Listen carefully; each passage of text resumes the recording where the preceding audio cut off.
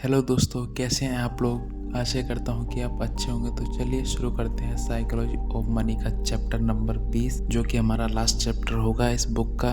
तो अगर आपने कोई भी चैप्टर मिस किया है तो आप जाके एक बार चैनल पे देख सकते हैं। सारे चैप्टर आपको प्रीवियस चैप्टर मिलेंगे। तो चलिए बिना वक्त जाए कि हम अपने चैप्टर को शुरुआत करते हैं। चैप्टर नंबर 20, स्वीकार उक्तियाँ। मेरे खुद की धन संपत्ति का मनोविज्ञान। यहाँ पे जो लेखक है, राइटर है ना बुक का, उसने खुद अपनी लाइफ के बारे में बताया है। सैंडी गार्ड्समैन एक अरबपति निवेशक थे जिन्होंने फास्ट मैनहेटन नामक एक परामर्श समूह की स्थापना की। कहा जाता है कि वे एक अपने निवेश दल के लिए साक्षात्कार व उम्मीदवार से यह सवाल पूछा करते थे, आपके पास क्या है और क्यों है। यह नहीं कि आपके अनुसार कौन से स्टॉक सस्ते हैं या कौन सी अर्थव्यवस्था में मंदी आने वाली है। बस मुझे यह दिखाइए कि आप अपने पैसे के साथ क्या करते हैं। मुझे यह सवाल पसंद है क्योंकि वह उस बड़े अंतर को रेखांकित करता है जो उसके बीच होता है, जो अर्थपूर्ण लगे, जिसे लोग अक्सर करने की सलाह देते हैं, और वह जो उन्हें सही लगता है जो वे वास्तव में करते हैं। मॉर्निस्टर के अनुसार यूएस के आधे पोर्टफोलियो मैनेजर अपने धन का एक पैसा भी अपने फंड में नहीं लगाते। यह घोर सुनाई पड़ता है और आंकड़े निश्चित रूप से पाखंड को उजागर करते हैं, लेकिन जितना आप सोचते हैं यह सब उससे अधिक सामान्य है। यूएसपी में औषधि के प्रोफेसर केन मुरे ने 2011 में हाफ डॉक्टर हाई नाम के एक लेख लिखा जिसने दर्शाया कि डॉक्टर मरीज के लिए इलाज निर्धारित करते हैं, अपने लिए किस स्तर तक उससे अलग इलाज चुनते हैं। डॉक्टर हम सब की तरह नहीं मरते, उन्होंने लिखा। उनके बारे में जो सामान्य बात है वह यह नहीं है कि अधिकांश अमेरिकियों की तुलना में उन्हें कितना अधिक उपचार मिलता है, बल्कि कितना कम वे दूसरों की मौत को बचाने में भले ही बहुत अधिक समय लगाते हैं, अपनी मृत्यु का सामना करने में वे काफी शांत रहते हैं। आपको यह ढूंढना जरूरी है कि आपके लिए क्या काम करता है। मेरे लिए काम करता है वह यह रहा। मेरा परिवार मेरी बचत के बारे में क्या सोचता है। चार्ली मुंगेर ने एक बार कहा था, मेरा लक्ष्य धनवान बनने का नहीं है, मैं बस आज़ाद होना चाहता हूँ।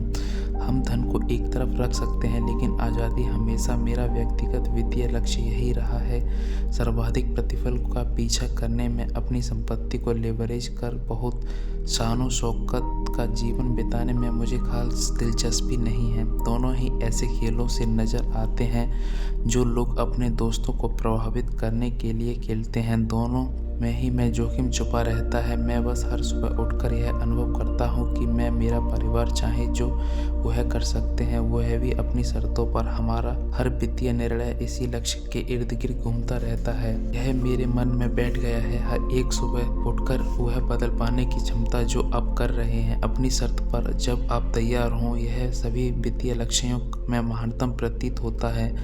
मेरे लिए स्वतंत्रता का मतलब यह नहीं है कि आप काम करना छोड़ देंगे। इसका मतलब यह है कि आप वह काम करेंगे जो आपको पसंद हो, जिनके साथ आप करना चाहते हैं, जिस समय पे आप करना चाहते हैं और जब तक आप करना चाहते हैं। और कुछ स्तर तक की कीमत स्वतंत्रता प्राप्त करने के लिए एक डॉक्टर का वेतन कमाना आवश्यक नहीं है। इसके लिए अधिकांश रूप से अपनी उम्मीदों पर काबू रखना और अपने साधनों के नीचे का जीवन बिताना आवश्यक है। स्वतंत्रता किसी भी आय के स्तर पर आपकी बचत दूर से संचालित होती है और एक निश्चित आय के स्तर के बाद आपकी दर अपनी जीवन शैली की उम्मीदों को हद से बाहर जाने देने की योग्यता को संचालित कर देती है।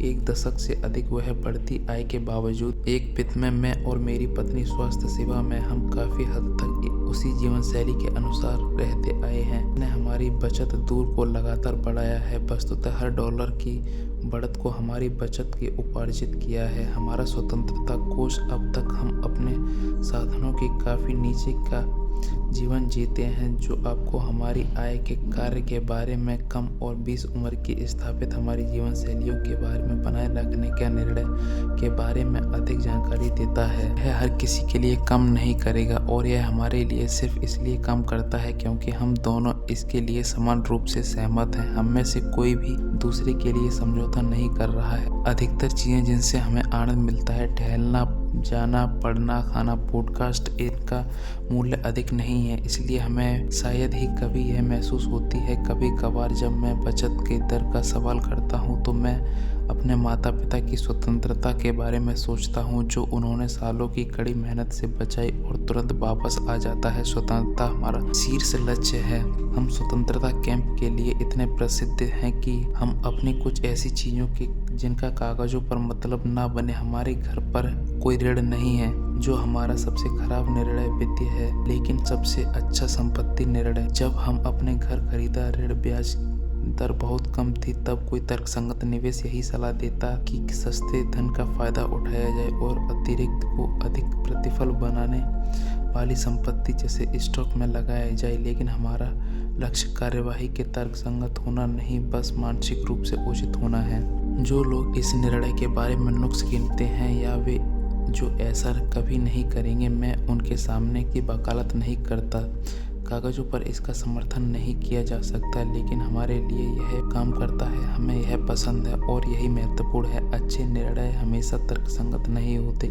एक मोड़ पर आकर आपको खुश होने और सही होने के बीच में चुनना ही पड़ता है। हम ऐसा इसलिए करते हैं क्योंकि नकद स्वतंत्रता की ऑक्सीजन है और अधिक पूर्ण रूप से हम नहीं चाहते कि हम अपने स्टॉक्स को बेचने पर मजबूर होना पड़े। हमें चाहते हैं कि एक बड़ा खर्च सामने आने उसकी भरपाई के लिए स्टॉक्स के बेचने की संभावना जितना हो सके शून्य के निकट हो। शायद अन्यों के मुकाबले हमारी जोखिम सहनशीलता कम है।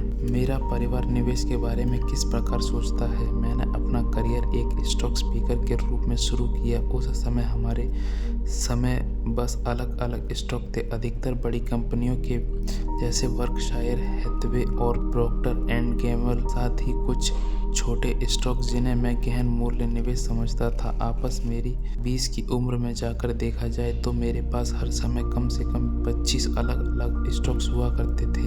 मार्केट को हराना कठिन होना चाहिए, सफलता की संभावना कम होनी चाहिए। अगर मैं ऐसा ना हो तो फिर हर कोई यह करेगा, और अगर यह करेगा तो कोई अवसर ही नहीं होगा। इसलिए अगर मार्केट को हराने की कोशिश करने वालों में से अधिकतर ऐसा करने से चूक जाएं तो किसी को हैरान नहीं होना चाहिए। आंकड़ों के अनुसार 2019 में खत्म हुआ दशक 85% लार्ज कैप सक्रिय प्रबंधन S&P 500 से नहीं गिर पाया। मैं ऐसे लोगों को जानता हूं जो सोचते हैं कि मार्केट को हराने की कोशिश करना पागलपन है, लेकिन जो अपने बच्चों को आसमान छूने और पेशेवर एथलीट बनने के लिए प्रोत्साहित करते हैं। हर किसी की अपनी सोच होती है। जीवन संयोगानुपात से खेलने का नाम है और हम सब संयोगानुपात के बारे में अलग ढंग से सोचते हैं। हमारे लिए इसके और अधिक जटिल होने की आवश्यकता नहीं है। मुझे यह सरल ही पसंद है। निवेश को लेकर मेरी एक गहन धारणा यह भी है कि